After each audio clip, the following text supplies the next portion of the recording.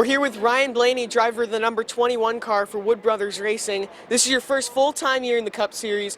Talk about what it means to drive for Wood Brothers Racing, such an iconic team.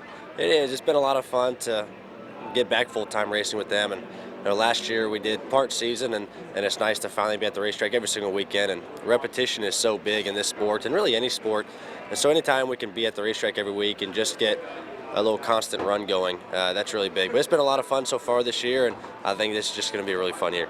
So I know it's still early in the year, but so far you and the 21 team have really been good. You guys look like you're on a path to victory lane. What track do you think would be the best chance of getting victory lane?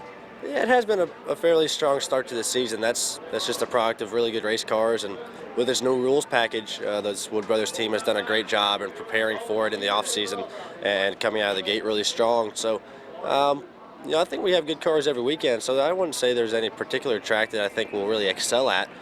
Mile and a half has maybe been our strong suit just by a little bit, but you never know if you just unload with a good car one weekend and things have to play out in your favor so much in these Cup races, and everything has to go right. So you never know. I think if we just bring fast cars to the track every weekend, it can be any racetrack.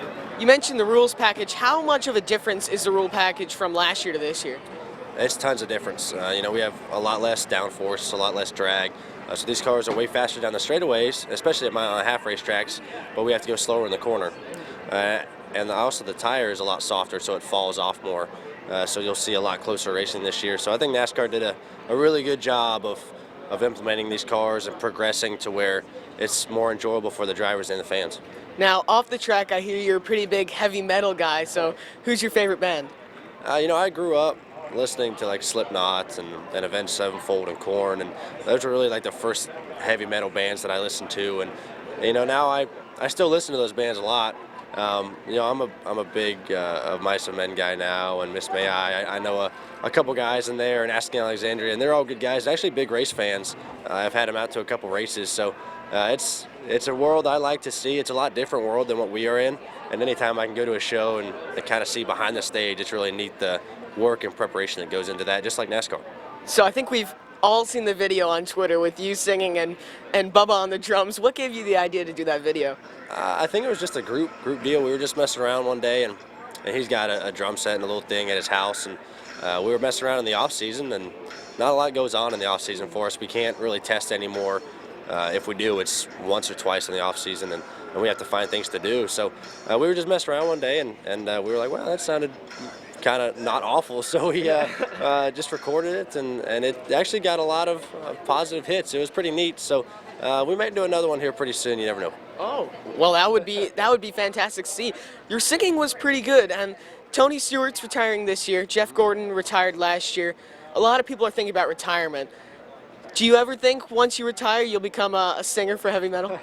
You never know. You never know. Hopefully I'm in the sport till I'm 50 or something like that, and you never know. Slayer and all those guys, they still play, and they're around that age, so you never know. Anything can happen. So I think we've seen you and Bubba have some pretty awesome back and forth battles on Twitter. What's one thing we may not know about him? I don't know. I've already said he sweats a lot. Yeah. That's one thing I dropped on him. There's not really anything else, man. He's a terrible ping pong player. He likes to think he's really good. That's something. He likes to think he's awesome. He's got a table at his house, and I think my record against him was like 25-3. So he likes to talk a big game when it comes to that, but I always can shut his mouth pretty quick. The ping pong master. Okay, so we're going to do a segment we like to call Would You Rather. As part of the segment, we're going to give you two options, and you have to choose which you would rather do. Okay, so would you rather be invisible or be able to read minds? Oh, read minds all day. Yeah, that'd be great. Would you rather meet an alien visitor on Earth or travel to another planet in outer space? That's a good one. I've never heard of that one before. That's the first. Really, if I travel to another planet, I am an alien visitor. That's true. Not on Earth. You could be both there. I could be both, yeah. Right. We'll go with both. That'd be All neat. right. Yeah. I like that. Would you rather never be able to use the internet again or never be able to watch TV? It's a tough one. I would rather not be able to watch TV. A lot of things you can find on the internet, like movies and stuff, Right. so I think that'd be good. Okay. Would you rather not be able to use your phone or email? Email, yeah. Phone is key. Yeah. So, Okay, and finally, would you rather be able to stop time or fly? That's a good one. I've always wanted to fly. I think it'd be really convenient to just fly to all the races. That's really neat and not have to get on a plane or anything. So I'd choose fly for sure. That's interesting. We asked Darrell Wallace the same question yesterday. He said fly as well. So you guys definitely are good friends. Thanks, Ryan Blaney, for taking the time. Thanks.